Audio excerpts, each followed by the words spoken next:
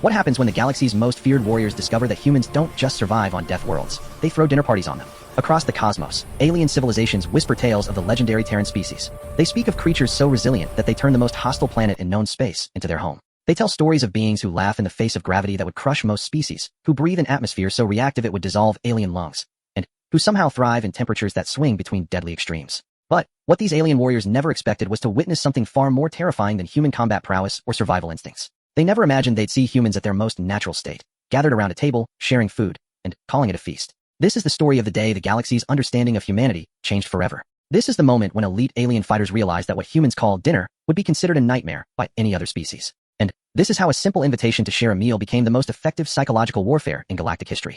Welcome to the feast that made an entire alien armada question everything they thought they knew about the creatures from the Deathworld called Earth. The Caltharian war vessel Crimson Talon drifted through the void like a predator stalking its prey. Its hull, scarred by countless battles across 3 spiral arms, bore the markings of the most elite fighting force in the galaxy. Captain Zethkar stood on the bridge, his 4 arms crossed over his armored chest as he studied the tactical display before him. Target confirmed, Captain, announced his weapons officer, a lean Sicaran whose natural camouflage rippled with anticipation. Human transport vessel, designation Harmony's Dawn. Cargo manifest indicates agricultural supplies and civilian passengers. Zethkar's mandibles clicked in satisfaction. After months of hunting human ships along the outer rim, they had finally cornered one far from any rescue fleet. The humans had proven surprisingly resilient opponents in the recent border conflicts, but this isolated vessel would provide the perfect opportunity to study their famous adaptability up close.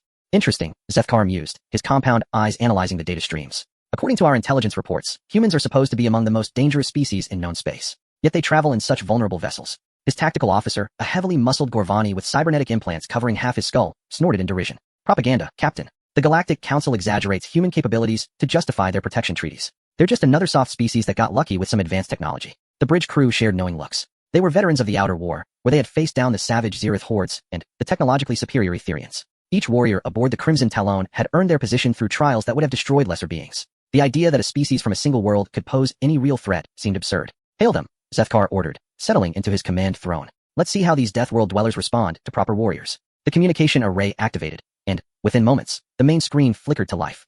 A human face appeared, surrounded by what looked like a completely ordinary bridge. The human was middle-aged by their species standards, with graying hair and laugh lines around his eyes. He wore no battle armor, carried no visible weapons, and seemed utterly relaxed despite facing down a vessel that outgunned his transport by a factor of 20. Greetings, the human said with a warm smile that confused the alien crew. I'm Captain Marcus Chun of the Harmony's Dawn. How can we help you folks today? The casual tone struck the Caltharian officers as bizarre. In their experience, prey either begged for mercy or made threats they couldn't back up. This human seemed to be treating their encounter like a social visit. Zethkar leaned forward, letting his size and predatory features fill the screen. Human vessel, you are now prisoners of the Caltharian Empire. Prepare to be boarded for interrogation and study. Captain Chin's expression didn't change, though his eyebrows rose slightly. Oh, that's unfortunate timing on your part. We're just sitting down to dinner, and my passengers have been looking forward to this particular meal for weeks. Any chance we could work out a schedule that doesn't interrupt the feast? The alien bridge crew exchanged bewildered glances. The human was actually concerned about meal timing while facing capture by Galactic-class warriors? The disconnect was so complete that several officers wondered if there was a translation error. Feast. Zethkar's mandibles clicked in amusement. You speak of food while staring death in the face? Either you are the bravest human I have ever encountered, or the most foolish. Well, Shin replied thoughtfully, I suppose that depends on your perspective. Would you like to join us? We've got more than enough food, and some of my passengers are quite the storytellers. Might be educational for your crew. The silence on the Caltharian bridge stretched for nearly a full minute. Combat veterans who had faced down apocalyptic weapons and nightmare creatures found themselves speechless at the human's casual invitation to dinner during what should have been a hostage situation. You, Zethkar started, then paused, struggling to process the implications. You are inviting your captors to dine with you? Of course, Shin said as if it were the most natural thing in the universe. One of the oldest human traditions is sharing food with travelers. Besides, I have a feeling you and your crew might find this particular meal quite memorable. Fair warning though, some of the dishes might be a bit intense for off-world palates. We've got guests from all over the galaxy aboard, and each group brought traditional foods from their home worlds. The weapons officer leaned toward his captain, speaking in rapid clicks and whistles. Sir, this could be a trap. Humans are known for their deception. Zethkar considered this. Human tactical doctrine was indeed renowned for its unpredictability, and their psychological warfare capabilities were legendary among military circles. But what kind of trap could possibly involve dinner? The transport vessel was clearly outmatched and had no means of escape. The logical conclusion was that the human captain was either insane or operating from some form of cultural programming that made no sense to alien minds. Very well, Zethkar decided, his curiosity overriding his caution. We will transport a small boarding party to examine this feast of yours. But, understand, human, any attempt at deception will result in the immediate destruction of your vessel. Understood completely. Shin replied with that same warm smile. Bay 2 is open for your shuttle. Oh, and Captain, you might want to bring along anyone on your crew with strong stomachs. Trust me on this one. The connection ended, leaving the Caltharian bridge in contemplative silence. The tactical officer was already running sensor sweeps for hidden weapons or energy signatures, while the communications array scanned for coded transmissions that might indicate a trap. Everything came back negative. The human transport was exactly what it appeared to be, a civilian vessel with no military capabilities beyond basic shielding. "Captain," the weapons officer reported, "I'm detecting multiple life signs aboard the human vessel. The readings are unusual. There appear to be representatives from at least 15 different species, including some I don't recognize." "A diplomatic vessel, perhaps," suggested the tactical officer. That could explain the human's confidence. Zethkar studied the sensor data, his military mind working through possibilities. Diplomatic immunity was respected throughout most of the galaxy, but his orders were specific about intercepting human vessels for intelligence gathering. The border conflicts had revealed disturbing gaps in their knowledge about human capabilities, and High Command was eager for any information that might provide tactical advantages. "Prepare a boarding party," he ordered. "Full combat armor, but weapons on stun settings only. If these humans want to feed us, we'll indulge them while gathering intelligence. Perhaps their feast will reveal weaknesses we can exploit." The boarding party assembled in the shuttle bay consisted of 8 of the ship's finest warriors. Each one wore powered armor that could deflect energy weapons and enhance physical capabilities beyond what most species could imagine. Their leader, Commander HFY Sci-Fi, was a decorated veteran whose combat record included victories against the mechanized armies of 3 different worlds. As their shuttle approached the human transport, the warriors went through final equipment checks and reviewed intelligence reports on human behavior patterns. According to galactic command databases, humans were classified as a Deathworld adaptive species with unusual tolerance for physical stress and environmental extremes. Their planet of origin was rated as Class 12 hostile, a designation that meant most other species would die within hours of exposure to its surface conditions. Yet somehow, these same humans had produced some of the galaxy's most effective diplomats, traders, and explorers. The contradiction had puzzled xenobiologists for decades since first contact. How could a species tough enough to evolve on a world that would kill almost anything else also possess the social sophistication to navigate complex interspecies relationships? The shuttle docked with the human transport without incident, and the boarding party found themselves facing an open airlock and a small welcoming committee. Captain Shin stood at the front, now wearing what appeared to be casual dining attire rather than any kind of uniform. Beside him stood a tall woman with silver hair and eyes that seemed to hold depths of experience, and a younger man whose relaxed posture suggested either supreme confidence or complete naivety. "Welcome aboard the Harmony's Dawn," Chen said, gesturing them through the airlock with the same casual warmth he had shown during their communication. "I'm glad you could make it. Your timing is actually perfect. We were just about to start the main course." Commander HFY Sci-Fi stepped forward, his armor's sensors automatically cataloging everything within range. The atmosphere was standard oxygen-nitrogen mix, though with unusual trace elements that his suit's systems flagged as potentially dangerous. The gravity was set to human standard, which felt uncomfortably heavy to most of his team. Temperature readings showed levels that would be uncomfortably warm for most species, though still within acceptable ranges for their environmental suits. "I am Commander HFY Sci-Fi of the Caltharian Empire," he announced formally. "We are here to inspect your vessel and evaluate your cargo." "Of course," Chen replied easily. "But first, let me introduce you to our passengers. Dr. Sarah Okafor is our expedition leader. She's been organizing archaeological surveys throughout this sector. And this is Jake Morrison, one of our cultural specialists." The human woman stepped forward with a slight smile that somehow reminded HFY Sci-Fi of the expression predators wore just before striking. Her eyes assessed the boarding party with the kind of systematic attention that suggested military training, despite her civilian appearance. "We've been through full decontamination procedures since our last planetfall. Standard protocol when you're traveling with such a diverse group." Jake Morrison grinned, an expression that showed far too many teeth for Sci's comfort. "Doc's being modest. We've had health inspections from 12 different species medical authorities. Turns out humans are compatible with just about everyone when it comes to shared airspace. Lucky us." The casual mention of compatibility with multiple alien species raised several red flags in HFY Sci's tactical assessment. Most species required extensive environmental modifications to share living space safely. The fact that humans could apparently coexist with a dozen different biological systems suggested either remarkable adaptive capabilities or access to medical technology far beyond what intelligence reports indicated. "We would like to proceed with the inspection," HFY Sci-Fi stated, deciding to focus on their primary mission rather than social protocols. "Beginning with your cargo holds and passenger quarters." "Absolutely," Chen agreed. "But I really do recommend starting with dinner. Some of our guests have prepared traditional foods from their homeworlds, and it's quite a cultural experience. Plus, you'll get to meet everyone at once, which should make your inspection much more efficient." Before HFY Sci-Fi could object, Dr. Okafor gestured toward a corridor that led deeper into the ship. "The main dining area is just ahead. We've set up a buffet system so everyone can sample different cultural cuisines. It's been quite educational for all of us." The boarding party followed their hosts through corridors that seemed far too comfortable and civilian for a vessel operating in contested space. The walls were decorated with what appeared to be artwork from various worlds, and soft lighting gave the whole space a warm, welcoming atmosphere that contrasted sharply with the military efficiency of Caltharian ships. As they walked, Jake Morrison kept up a steady stream of conversation about the various passengers and their backgrounds. "We've got archaeologists from the Centauri Collective, some mineral surveyors from the Antares Republic, a family of traders from the vegan systems, and even a couple of wandering scholars who've been studying galactic linguistics for the past 50 years. Quite a mix." The casual mention of representatives from multiple major powers made HFY Sci's situational awareness spike. A single civilian transport carrying citizens from that many different civilizations would be a natural target for intelligence gathering or hostage situations. Yet everyone seemed remarkably relaxed about their security situation. "Do you often carry such diverse passenger loads?" he asked, his armor systems recording everything for later analysis. "Oh, constantly," Chen replied over his shoulder. "The Harmony's Dawn specializes in cultural exchange missions. We found that when people from different worlds get together and share food, it breaks down a lot of barriers. Amazing what you can learn about someone when you're eating their grandmother's recipes. They rounded a corner and stepped into what could only be described as organized chaos.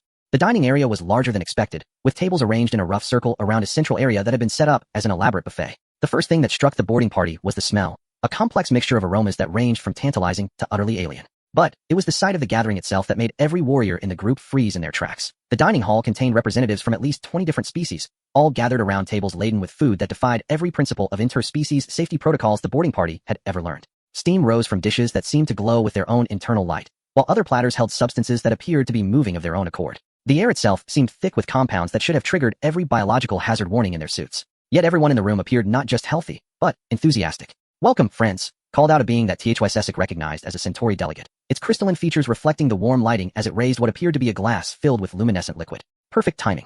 We were just about to begin the ceremonial tasting. Commander HFY Sci's combat instinct screamed warnings as he observed the scene. Representatives from species that were historically incompatible were sitting side by side, sharing food and conversation as if biological warfare wasn't a constant threat in interspecies contact. A family of vegan traders, whose metabolism was based on sulfur compounds that were toxic to most other life forms, sat next to a group of Terran humans who were casually consuming what looked like partially combusted plant matter. "By the seven hells," whispered one of his subordinates over their private communication channel. "Is that a Theranian actually eating in the same room as oxygen-breathing species?" HFY Sci followed his soldier's line of sight and confirmed the impossible. A massive Theranian, whose natural atmosphere contained gases that would dissolve the lungs of most other species, sat at a table equipped with what appeared to be a localized environmental field. The being was using specialized utensils to sample dishes from various cultures while maintaining casual conversation with its neighbors through a translation device. Dr. Okafor appeared beside the commander, somehow moving silently despite the heavy gravity and his armor's proximity sensors. Impressive setup, isn't it? It took us 3 months to work out all the environmental compatibility issues, but the results have been extraordinary. We've had breakthrough conversations about trade agreements, cultural exchanges, and scientific cooperation that would normally take years of formal diplomacy. "This is impossible," HFY Sci stated flatly. "The biological hazards alone should have killed everyone in this room within minutes. No species can safely consume food prepared by incompatible metabolisms." Jake Morrison appeared on his other side, carrying a plate that seemed to contain samples from at least a dozen different dishes. "That's exactly what the Galactic Health Authority said when we first proposed this expedition. Took 6 months of testing and about 200 pages of safety documentation to get approval. Turns out humans are pretty good at adapting to things that shouldn't work." The young man took a bite of something that was still visibly moving, chewed thoughtfully, then continued talking as if consuming living food was perfectly normal. "The key is proper preparation and understanding each species' digestive requirements, plus a lot of really advanced medical monitoring to make sure nobody has adverse reactions." HFY Sci's tactical analysis subroutines were struggling to process what he was witnessing. His armor sensors detected dozens of compounds in the air that should have triggered biological warfare protocols. Energy signatures indicated the presence of radioactive elements, corrosive chemicals, and what appeared to be active bacterial cultures. Yet every living being in the room showed vital signs consistent with health and relaxation. "How?" he asked, his professional curiosity overriding his caution. "How is any of this possible?" Captain Chen approached with a warm smile, carrying a plate that seemed to contain samples specifically selected for variety. "Would you like to try some? We've prepared a selection that should be compatible with Caltharian physiology." Dr. Okafor consulted our xenobiology databases to make sure everything would be safe for your metabolic systems. The commander stared at the offered plate. His armor's analysis indicated the presence of proteins and nutrients that were indeed compatible with his species, but also trace elements and compounds that were completely outside his experience. One dish appeared to contain crystalline structures that gave off their own light, while another looked like it had been prepared from some kind of atmospheric gas that had been somehow solidified. "These are traditional foods from various worlds," Dr. Okafor explained, noting his hesitation. "The glowing crystals are a crystalline collective delicacy. They're actually a form of mineral that becomes edible when properly processed. The solidified atmosphere is a specialty from the gas giant republics. Both are considered quite safe for carbon-based life forms, though they might taste unusual to someone unfamiliar with off-world cuisine." "You expect me to consume unknown substances from hostile environments?"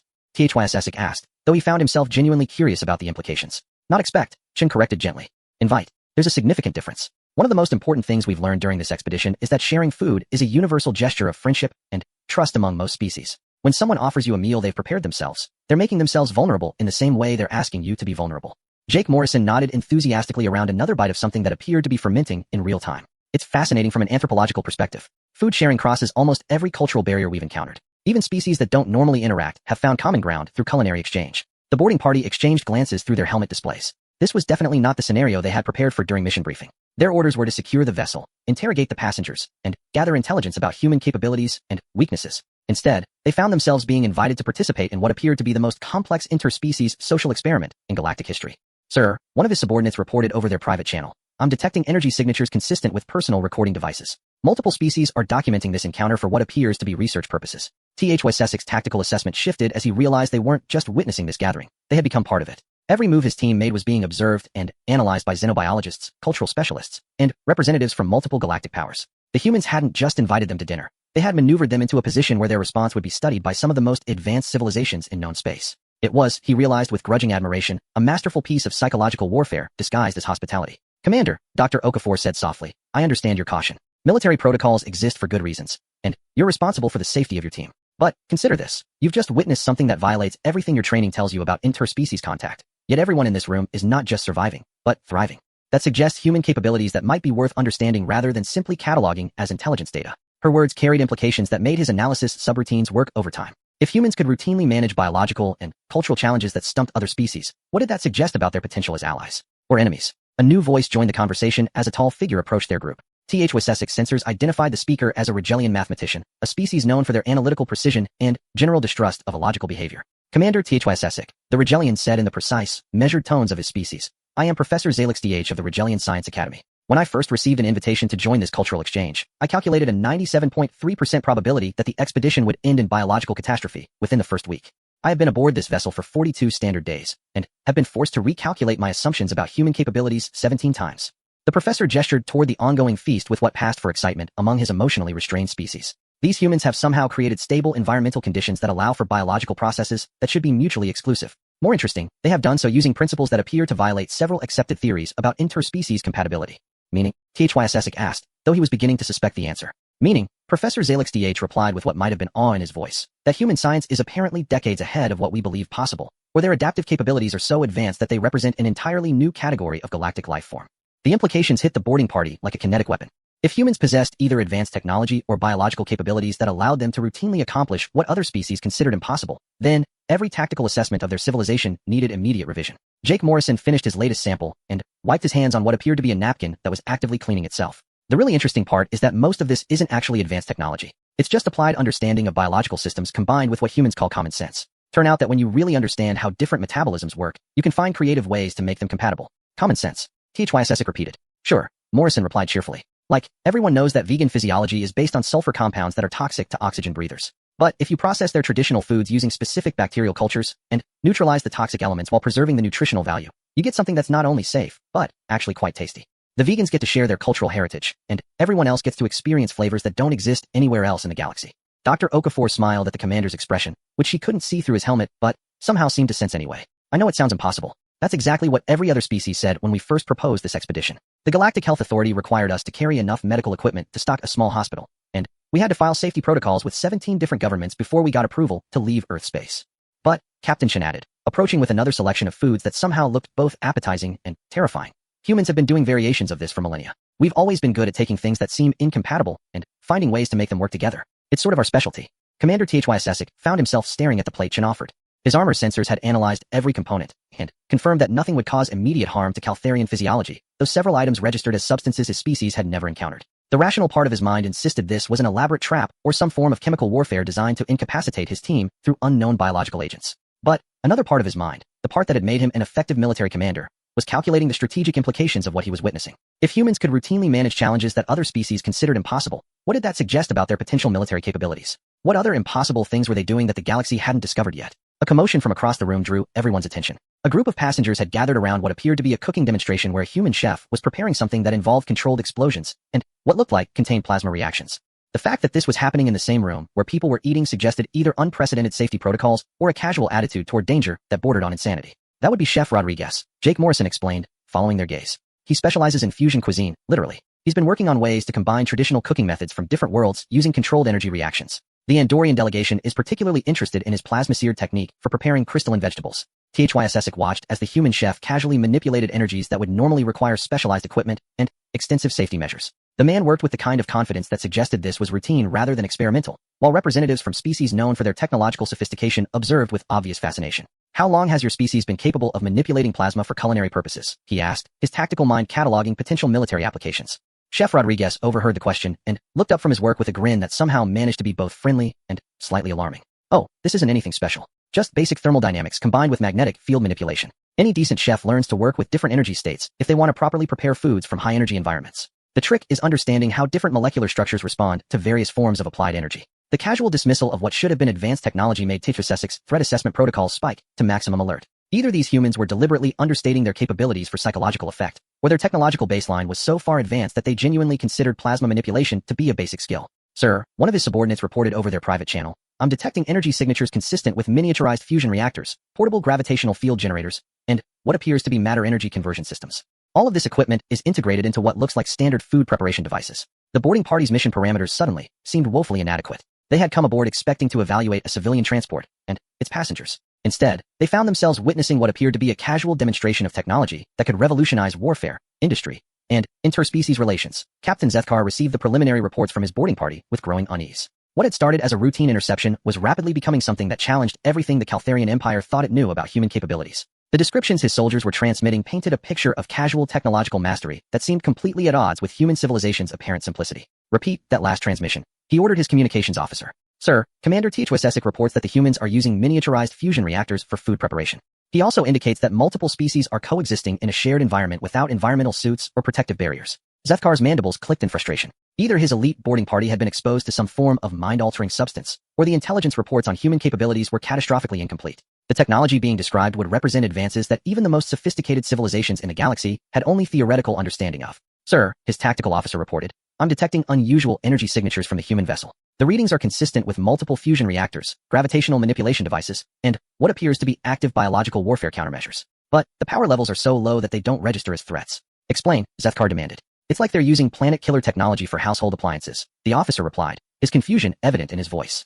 The energy signatures indicate capabilities that should require massive industrial installations, but they're being generated by devices roughly the size of personal equipment. Before Zethkar could respond, another transmission arrived from the boarding party. Commander HFY Sci-Fi's voice carried a tone of forced calm that suggested he was struggling to maintain professional composure. Captain, requesting permission to participate in the cultural exchange. The humans are offering to demonstrate their food preparation techniques, and several of the other species present are providing technical commentary that could be valuable for intelligence purposes. You're asking permission to eat dinner with the prisoners? Zethkar asked, certain he had misunderstood. Sir, I'm not certain they qualify as prisoners anymore. The passenger list includes accredited diplomats from 7 major powers, including 2 who outrank me in galactic protocol. Additionally, the technological demonstrations we're witnessing could provide intelligence that's far more valuable than anything we might gain from traditional interrogation. Zethkar stared at the tactical display showing the human transport. According to every scanner aboard his warship, it remained a lightly armed civilian vessel with no apparent defensive capabilities beyond basic shields. Yet his boarding party was reporting technology and capabilities that would make it one of the most advanced ships in known space. Are you suggesting this is some form of trap? He asked his tactical officer. Unknown, sir. But, if it is, it's the most sophisticated one I've ever encountered. They're not hiding their capabilities. They're demonstrating them openly, while treating the whole situation as a social gathering. It's either complete insanity or a level of confidence that suggests they're not concerned about our ability to threaten them. The implications made Zethkar's combat instincts scream warnings. In his experience, only 2 types of opponents showed such casual disregard for superior firepower. Those who were completely delusional, or those who possessed hidden advantages that rendered conventional weapons irrelevant. Another transmission from the boarding party interrupted his analysis. This time it was Dr. Okafor's voice, speaking directly to him through their communication system. Captain Zethkar, Dr. Sarah Okafor here. I understand you're probably concerned about your people's safety, and I want to assure you that we've taken every possible precaution to ensure interspecies compatibility. If you'd like, I can transmit our complete safety protocols and biological compatibility assessments for your review. The fact that the human could access their communication system without any apparent effort made Zethkar's tactical assessment spike to maximum alert. Their military-grade encryption should have been impossible to breach without specialized equipment and significant time. How are you accessing our communications? He demanded. Oh, standard translation protocols, Dr. Okafor replied, as if it were obvious. When you're coordinating cultural exchanges between 20 different species, you need communication systems that can interface with pretty much anything. We found that most military communication arrays use similar base protocols, so compatibility isn't usually a problem. The casual admission that civilian humans possess technology capable of bypassing military security systems sent shockwaves through the Caltharian bridge crew. Dr. Okafor continued speaking as if she hadn't just revealed capabilities that would revolutionize intelligence warfare. I'm transmitting the data now. You'll probably find our biological compatibility matrices interesting. We've developed some novel approaches to managing interspecies environmental challenges that might have applications for your own military operations. Data streams began flowing to the Caltharian ship's computers, and, within moments, Zethkar found himself reviewing documentation that was more comprehensive than anything in the galactic medical database. The humans hadn't just solved the challenges of interspecies biological compatibility. They had created systematic approaches that could be applied to virtually any combination of life forms. Sir, his science officer reported, this documentation describes techniques for neutralizing biological warfare agents that we don't even have names for. They've apparently developed countermeasures for threats we haven't discovered yet. That's impossible, Zethkar stated flatly. With respect, sir, the science officer continued. 6 months ago, we would have said that interspecies dining was impossible too. These humans appear to routinely accomplish things we consider impossible. On the human transport, Commander HFY Sci-Fi found himself in a situation that no amount of military training had prepared him for. He was sitting at a table with representatives from multiple galactic civilizations, consuming foods that should have been biologically incompatible, while engaging in conversations about topics ranging from trade agreements to cultural philosophy. More disturbing, he was enjoying it. The key insight, Professor Zalix was explaining to the assembled group, is that humans approach compatibility from a systems perspective rather than attempting to modify individual components. Instead of changing the biology to fit the environment, they change the environment to accommodate multiple biologies simultaneously. A Theranian diplomat nodded approval, its massive form somehow managing to convey elegance despite the environmental suit required for its participation. This approach has implications beyond food sharing. If the same principles could be applied to habitat design, we could create truly integrated multi-species communities rather than the segregated facilities currently required.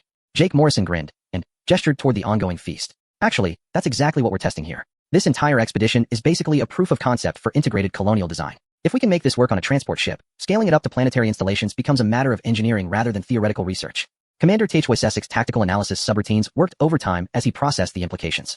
The humans weren't just demonstrating advanced technology, they were testing colonial strategies that could reshape galactic civilization. The casual mention of planetary-scale integration suggested planning and resources that would rival the great galactic empires. How many ships like this are currently operating? He asked, his military mind focused on strategic implications. Captain Chun considered the question while sampling something that appeared to be a cross between metallic crystals and organic tissue. Well, the Harmony's Dawn is the most advanced of our cultural exchange vessels, but we've got about 30 similar ships operating in various sectors. Most are smaller and focused on specific research objectives, but they're all testing different aspects of interspecies integration. 30 ships, HFY Sci-Fi repeated, his mind calculating the implications. Each one testing technologies that could revolutionize galactic society. Plus the terrestrial research facilities, Dr. Okafor added. Earth itself has become something of a testing ground for interspecies integration. We've got permanent residents from over 40 different civilizations, all working together on various research projects. The environmental management alone has led to breakthroughs in atmospheric engineering and biological adaptation that we're sharing with anyone interested. The boarding party exchanged glances through their helmet displays. The humans were casually describing a level of technological and social development that would make Earth one of the most advanced civilizations in known space. Yet they spoke about it as if it were a natural progression rather than a revolutionary achievement. Why? HFY Sci-Fi asked. Why invest such enormous resources in interspecies integration? What do humans gain from this effort? The question seemed to genuinely surprise the humans at the table. Jake Morrison paused in his consumption of something that was actively changing colors and looked around as if checking to see whether he had missed something obvious. I mean, he said slowly. Imagine what we could accomplish if every species in the galaxy could work together without biological or environmental barriers. The scientific advances alone would be worth the effort, but the cultural and philosophical exchanges could revolutionize how we understand existence itself. Dr. Okafor nodded agreement. Humans have always been explorers and innovators. When we discovered we weren't alone in the galaxy, the natural response was to figure out how to make friends with everyone we met. The fact that it required solving some interesting technical challenges just made it more appealing. Captain Shin smiled at the commander's obvious confusion. I think the real question is why other species haven't tried this approach. The benefits seem obvious once you start working on implementation. Commander HFY Sci-Fi found himself struggling with concepts that challenged fundamental assumptions about interspecies relations. In Caltharian society, contact with other species was primarily viewed through the lens of potential threat assessment or resource acquisition. The idea of investing massive resources simply to enable cooperation was so foreign that his cultural programming had difficulty processing it. In our experience, he said carefully, interspecies contact usually leads to conflict over resources or territorial disputes. Cooperation is typically limited to temporary alliances based on mutual benefit. Professor Zalix made a sound that his species used to indicate polite disagreement. That assumption is precisely what these humans have proven incorrect. When biological and environmental barriers are removed, the natural tendency appears to be toward cooperation rather than competition. We have been operating under false premises about the nature of interspecies relations. The Theranian diplomat contributed its own perspective through the translation system. My species has maintained isolation for millennia due to our incompatible atmospheric requirements. This expedition represents my first direct contact with oxygen-breathing species. The experience has been enlightening. We may need to reconsider our policies regarding galactic engagement. Commander HFY Sci-Fi realized that he was witnessing something far more significant than a simple cultural exchange. The humans had created a demonstration that was challenging the foundational assumptions of galactic civilization. Every species present was being exposed to possibilities they had never considered, and many were obviously re-evaluating their own approaches to interspecies relations. It was, he thought with growing unease, the most effective piece of soft power projection he had ever encountered. The humans weren't conquering anything through force or intimidation. They were making other species want to change their entire approach to galactic society. A new commotion drew his attention as Chef Rodriguez began preparing what he announced as the main event of the evening's feast. The human chef had assembled an array of ingredients that represented every species present, along with equipment that was generating energy signatures consistent with controlled stellar reactions. Ladies, gentlemen, and distinguished beings, Rodriguez called out, his voice carrying easily through the dining area. Tonight we're going to attempt something that's never been done before. We're going to create a fusion dish that incorporates traditional elements from every species aboard this ship, using preparation techniques that honor each culture's culinary heritage while creating something entirely new. The assembled guests gathered around the preparation area with obvious excitement and anticipation. Commander HFY Sci-Fi found himself drawn forward despite his training, curious to see what fusion cuisine meant when applied across 20 different species. What he saw next would haunt his dreams and challenge his understanding of what was possible in the known universe. Chef Rodriguez worked with the casual precision of someone who had performed similar demonstrations countless times, yet what he was attempting should have been impossible according to every principle of interspecies biology that Commander HFY Sci-Fi had ever learned. The human chef moved between preparation stations with ingredients that ranged from crystalline structures that sang with harmonic vibrations to atmospheric gases that had been somehow solidified into edible forms. The key to successful fusion cuisine, Rodriguez explained while manipulating what appeared to be controlled plasma reactions, is understanding that every species developed their food culture based on their environmental needs and available resources. When you understand the underlying principles, you can find ways to combine elements that seem incompatible. He gestured toward a series of containers that held ingredients from various homeworlds. For example, therany and sulfur compound bases can actually enhance the crystalline matrices that Centaurians prefer, as long as you neutralize the toxic elements while preserving the nutritional structures. The process requires precise molecular manipulation, but the result creates flavor profiles that neither species could achieve independently. Commander HFY Sci-Fi watched in fascination as the chef used tools that generated energy signatures he recognized as miniaturized versions of industrial-scale molecular assemblers. In Caltharian society, such technology was restricted to military applications and required specialized facilities with extensive safety protocols. Rodriguez wielded the same capabilities as if they were conventional kitchen utensils. How? HFY Sci-Fi asked, his professional curiosity overriding his caution. How do you safely manipulate molecular structures without specialized containment facilities? Rodriguez grinned while adjusting what appeared to be a handheld fusion regulator. Practice, mostly. Plus really good safety protocols, and about 6 different backup systems. Humans have been modifying food at the molecular level for centuries. We call it cooking. This is just cooking with better tools. Dr. Okafor appeared beside the commander, somehow anticipating his next question. The technology itself isn't particularly advanced by galactic standards. What makes it unusual is the application. Most species develop molecular manipulation for industrial or military purposes. Humans developed it for art, entertainment, and social bonding. Social bonding? HFY Sci-Fi repeated. Food sharing is one of humanity's oldest social rituals, Jake Morrison explained, carefully monitoring the chef's work with instruments that were scanning for biological compatibility in real time. When you invest the time and effort to prepare something specifically for someone else's enjoyment, you're making a statement about the value you place on that relationship. The implications made HFY Sci-Fi's tactical analysis systems struggle with concepts that had no equivalent in Caltharian culture. The humans were using technology that could have military applications to create social bonds with species they had never encountered before. It was simultaneously the most sophisticated diplomatic strategy and the most wasteful use of resources he had ever witnessed. Chef Rodriguez began combining ingredients in ways that should have resulted in catastrophic chemical reactions. Crystalline structures from high-energy environments mixed with organic compounds from oxygen-rich atmospheres, while controlled energy fields prevented the incompatible elements from destroying each other. The process required constant adjustment of temperature, pressure, electromagnetic fields, and chemical composition, all performed with the casual confidence of someone following a familiar recipe. The Rigellian mathematical approach to flavor harmony is particularly interesting. The chef continued while manipulating gravitational fields to prevent certain compounds from separating. They've developed equations that predict compatible molecular combinations across different biological systems. Combined with human intuition about taste and presentation, we can create dishes that satisfy sensory requirements for multiple species simultaneously. Professor Zalix nodded approvingly while taking detailed readings of the ongoing process. The mathematical precision is indeed impressive. However, the intuitive leaps that humans make in combining seemingly random elements often produce results that pure calculation would never predict. It suggests cognitive processes that operate beyond logical analysis. Commander HFY Sci-Fi found himself watching the demonstration with the kind of focused attention he normally reserved for studying enemy weapon systems. What Rodriguez was doing required spatial awareness, timing precision, and multitasking capabilities that would challenge even enhanced military personnel. Yet the chef worked with relaxed confidence while maintaining casual conversation with spectators. In your military, Dr. Okafor asked quietly, how long does training typically take to produce specialists capable of precision molecular manipulation? 3 years of specialized education followed by 2 years of supervised practice. HFY Sci-Fi replied automatically, then realized the implications of his answer. How long did it take Chef Rodriguez to develop these capabilities? About 6 months of intensive training after culinary school. Jake Morrison replied cheerfully. Rodriguez is talented, but he's not unusual. We've got about 200 chefs operating at similar skill levels throughout human space, plus maybe 1,000 more working on developing new techniques. The casual mention of 1,000 individuals capable of manipulating technology that required years of specialized military training to master made HFY Sci-Fi reassess everything he thought he knew about human society. If culinary artists possessed capabilities equivalent to military specialists, what did that suggest about actual human military capabilities? As if reading his thoughts, Captain Chun joined the group watching the demonstration. One of the things we've discovered through this cultural exchange program is that most species approach technology from a specialist perspective. Humans tend to be generalists who adapt existing tools to new applications. It leads to some interesting innovations, such as, HFY Sci-Fi asked, though he was beginning to suspect he didn't want to know the answer. Well, Chun replied thoughtfully. Take the environmental control systems that make this gathering possible. The basic technology exists throughout the galaxy, but combining it with biological monitoring, atmospheric processing, and gravitational manipulation to create truly integrated multi-species environments required approaches that most civilizations haven't explored. Rodriguez called for everyone's attention as he began the final preparation phase. Ladies, gentlemen, and distinguished beings, we're now ready to create something that has never existed before. A dish that incorporates essential elements from every species present, prepared using techniques that honor each culture's traditions while creating entirely new possibilities.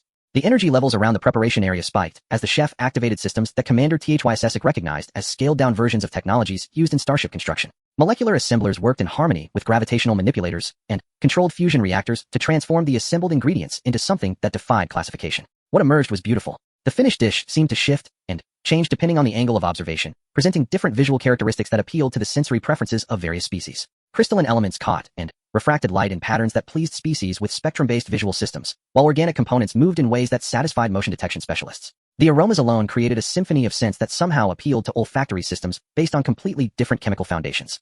"By the seven suns," whispered one of TSS's subordinates over their private communication channel. "It's like they've created food that adapts itself to whoever's experiencing it." Dr. Okafor smiled at the commander's obvious amazement. "That's exactly what we've done. The dish contains elements that will appeal to each species' sensory preferences while providing nutritional value compatible with different biological systems. It's taken us 18 months to develop the techniques, but the results speak for themselves." Rodriguez began serving portions to the assembled guests, using specialized utensils that somehow ensured each serving maintained the precise combination of elements needed for that individual's physiology. Commander HFY Sci-Fi accepted his portion with hands that were steadier than he felt, knowing that his armor sensors were recording everything for later analysis. The first taste was revelation. His biological systems registered flavors and textures that satisfied nutritional needs he didn't know he had, while simultaneously providing sensory experiences that were completely outside his species' normal range. The dish seemed to evolve as he consumed it, presenting new combinations of elements that built upon each other in ways that created a narrative of taste and sensation. More importantly, he realized that every other being in the room was having a similar, but uniquely personal experience. The humans had created something that was simultaneously universal and individual, satisfying the specific requirements of 20 different species while creating a shared experience that transcended biological differences. It was, he understood with sudden clarity, a perfect metaphor for what the humans were trying to accomplish on a galactic scale. "Good?" Jake Morrison asked, grinning at the commander's expression. "Impossible," HFY Sci-Fi replied, though he continued eating. "That's what everyone says at first," Captain Shin observed. "But impossible just means we haven't figured out how to do it yet. Humans are pretty good at figuring out how to do things that seem impossible." Professor Zalix DH was taking detailed sensor readings while consuming his portion with obvious appreciation. "The mathematical elegance of this solution is extraordinary. You have created a single system that satisfies multiple incompatible requirements simultaneously. The applications extend far beyond culinary arts." "Oh, absolutely," Dr. Okafor agreed. "We're already applying similar principles to habitat design, atmospheric processing, and multi-species transportation systems. The food was just the most accessible way to test the concepts." Commander HFY Sci-Fi nearly choked on his current bite. "You're testing planetary engineering concepts using dinner parties?" "Why not?" Rodriguez asked while cleaning his equipment with tools that were breaking down molecular structures at the atomic level. Food is chemistry, biology, and engineering all combined into something people actually want to experience. If you can make it work for dinner, you can make it work for almost anything else. The casual admission that the humans were using culinary experiments to develop technologies that could reshape galactic civilization made HFY Sci-Fi realize that he was witnessing something far more significant than a cultural exchange. This was a demonstration of capabilities that could revolutionize everything from colonial development to interspecies diplomacy. His communication system activated with an incoming transmission from Captain Zethkar, whose voice carried undertones of barely controlled frustration. "Commander, report. What is your current status?" HFY Sci-Fi looked around the dining area where representatives from 20 different species were sharing food that should have been impossible to create, while engaging in conversations about cooperation that challenged the fundamental assumptions of galactic politics. His boarding party was scattered throughout the room, each member engaged in discussions that were providing more intelligence about human capabilities than months of conventional surveillance would have revealed. "Sir," he replied, choosing his words carefully, "I believe we may need to revise our mission parameters. The intelligence value of this encounter exceeds anything we anticipated, but not in ways that conform to our original objectives." "Explain." HFY Sci-Fi considered how to summarize what he was experiencing to someone who wasn't witnessing it directly. "How do you explain that a dinner party was demonstrating technological and social capabilities that could reshape galactic civilization?" "Captain," he said finally, "I recommend you join us for dessert." Captain Zethkar materialized in the transport chamber of the Harmony's Dawn along with his senior staff, all wearing full ceremonial armor that suddenly felt absurdly overdressed for the situation. The environmental readings his suit provided seemed impossible. Multiple incompatible atmospheres somehow existing in harmony, temperature and pressure readings that should have required separate environmental zones, and energy signatures that suggested technology operating beyond known theoretical limits. Yet the beings moving through this space appeared completely at ease. "Captain Zethkar." Captain Shin greeted him with that same warm smile that had confused his officers from the beginning. "Perfect timing. We're just beginning the dessert course, and I think you'll find it particularly educational." The human gestured toward the dining area, where Zethkar could see his elite boarding party scattered among representatives from civilizations that spanned 3 spiral arms of the galaxy. Commander Tetrasesic was engaged in animated discussion with a group that included a crystalline collective diplomat, a Rigelian mathematician, and what appeared to be a family of traders from the Outer Rim territories. More disturbing, his warriors appeared to be enjoying themselves. "Commander," Zethkar called over the general noise of conversation and what sounded like some form of musical performance. "Status report." HFY Sci-Fi approached with movements that seemed more relaxed than military protocol typically allowed. "Sir, I recommend you experience this directly rather than relying on secondhand descriptions. The intelligence implications are significant, but they're also unprecedented." Dr. Okafor appeared beside them carrying a tablet that displayed what looked like real-time biological compatibility assessments for every being in the room. Captain, we've prepared environmental adjustments for your physiology. If you're comfortable removing your armor, we can optimize the local atmosphere to provide maximum comfort for extended interaction. Remove our armor? Zethkar repeated, his tactical instincts screaming warnings. In a room full of unknown species?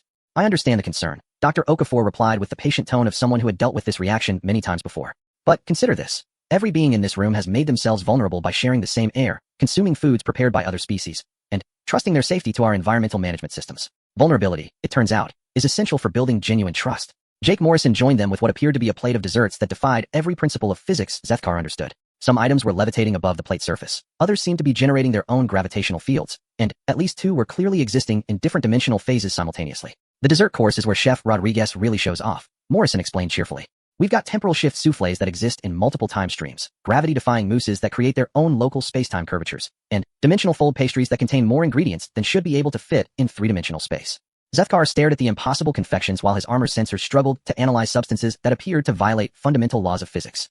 How is any of this possible? Applied mathematics combined with creative interpretation of universal constants. Professor Zalix DH contributed, approaching with his own selection of reality-defying desserts. Humans appear to view physical laws as suggestions rather than limitations. The results are mathematically elegant, though logically disturbing. Chef Rodriguez called out from his preparation area, where he was working with equipment that was generating space-time distortions visible to the naked eye. The key insight is that most species approach cooking from a chemistry perspective. Humans approach it from a physics perspective. When you start thinking about food in terms of fundamental forces and dimensional relationships, you can create experiences that transcend normal sensory limitations. Captain Zethkar found himself drawn forward despite every instinct screaming that he should retreat to a safe distance. The chef was casually manipulating technologies that could have military applications capable of reshaping planetary surfaces, yet he was using them to create what he called entertainment. The temporal shift dessert is particularly interesting, Rodriguez continued while adjusting what appeared to be a localized time differential field. Each bite exists in a slightly different temporal phase, so the flavor profile evolves as you experience it across multiple time streams. It's like eating the entire life cycle of a flavor in compressed form. Compressed time? Zethkar's science officer asked, his professional curiosity overriding his caution. How are you creating stable temporal differentials in a localized area without massive energy requirements? Rodriguez grinned, while making final adjustments to something that was clearly affecting the local flow of time. Turns out that when you really understand the relationship between energy, matter, and temporal mechanics, you can create controlled effects using relatively modest power sources. The trick is efficiency rather than brute force. Dr. Okafor consulted her tablet and nodded to Rodriguez. Temporal compatibility confirmed for all species present. Biological systems are synchronized, so everyone should experience the chronological effects similarly. The casual mention of temporal synchronization across 20 different species made Zethkar's tactical assessment protocols trigger maximum alert warnings. The humans were discussing manipulation of time itself as if it were a standard safety procedure rather than technology that could revolutionize warfare and industry. In our civilization, Zethkar said carefully, temporal manipulation requires massive installations and decades of research by our best theoretical physicists. How long did it take your species to develop these capabilities? Captain Chun considered the question while accepting a dessert that seemed to be existing in at least 4 dimensions simultaneously. Well, humans have been experimenting with time-related cooking techniques for maybe 20 years. It started as an art project by some students who thought it would be interesting to create foods that existed across multiple temporal states. Turned out the applications were much broader than anyone expected. 20 years, Zethkar repeated, his mind struggling to process the implications. Your students developed temporal manipulation technology as an art project? Jake Morrison nodded enthusiastically while sampling something that appeared to be changing its molecular structure in real time. That's pretty typical for human innovation. Someone gets curious about whether something might be possible, experiments with it for fun, and ends up discovering applications that nobody anticipated. Most of our breakthrough technologies started as hobbies or entertainment projects. The admission that humans routinely developed revolutionary technologies through recreational experimentation made Zethkar reassess everything he thought he knew about technological development. In Caltharian society, advanced research required massive resource investments and coordinated efforts by specialized institutions. The idea that individuals could make breakthrough discoveries through casual experimentation was so foreign that his cultural programming had difficulty processing it. What other recreational activities have led to technological breakthroughs? His science officer asked, clearly fascinated despite himself. Dr. Okafor smiled and gestured toward the ongoing demonstration. Well, the environmental integration systems we're using here started as a project to create more interesting camping experiences. The molecular gastronomy techniques began as attempts to recreate alien cuisines for themed restaurants. And the interspecies compatibility protocols were developed by enthusiasts who wanted to organize multi-species hobby clubs. Hobby clubs, Zethkar said flatly. Sure, Morrison replied. Humans love finding excuses to get together and share interests. When we started encountering other species, the natural response was to figure out how to include them in our social activities. Turns out that solving the biological and environmental challenges opened up possibilities nobody had considered. Chef Rodriguez announced that the temporal desserts were ready for serving, and the assembled guests gathered around with obvious anticipation. Zethkar found himself accepting a portion despite every military protocol he had ever learned warning him against consuming unknown substances from potentially hostile sources. The first bite was indescribable. His consciousness seemed to expand across multiple temporal states simultaneously, experiencing the dessert's existence from its initial preparation through its consumption and eventual digestion. He could taste the individual components as they had been before combination, sense their interaction during the preparation process, and somehow experience the complete nutritional cycle as his body processed the various elements. More remarkably, he realized that every other being in the room was having a similar, but uniquely personal experience based on their species' temporal perception capabilities.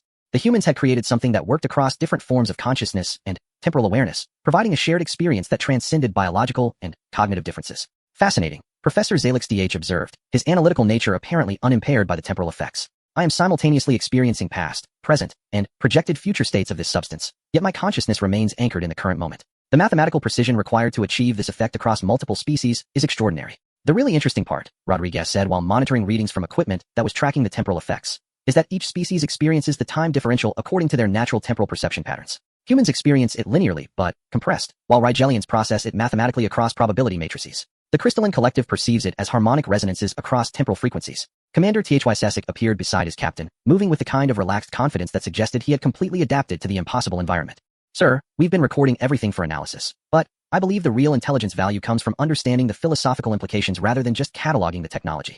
Meaning? Zethkar asked, though he was beginning to understand the answer himself. Meaning that humans don't just possess advanced technology. They possess a completely different approach to existence that makes advanced technology seem natural and inevitable. They don't develop capabilities to solve specific problems. They develop capabilities because they're curious about what might be possible. Dr. Okafor nodded approvingly. That's one of the most insightful observations we've received from any of our guests. Most species approach technology from a needs-based perspective. They develop solutions for specific challenges. Humans develop technology from a possibility-based perspective. We explore what might be achievable and then find applications for the results. The distinction made Zethkar reassess not just human capabilities, but the entire strategic situation his empire faced. An opponent who developed technology for the joy of discovery rather than for specific tactical advantages would be fundamentally unpredictable. Their capabilities would be limited only by their imagination and available resources, rather than by tactical requirements or strategic objectives. What, he asked slowly, do humans ultimately hope to achieve through all of this experimentation and development? Captain Shin smiled and gestured toward the ongoing feast where representatives from across the galaxy were sharing impossible foods while engaging in conversations that were reshaping their understanding of interspecies relationships. We want to find out what becomes possible when everyone works together, he said simply. We're curious about what the galaxy might become if biological differences weren't barriers to cooperation, if technological capabilities were shared rather than hoarded, and if cultural exchange was limited only by imagination rather than compatibility constraints. The vision was simultaneously inspiring and terrifying.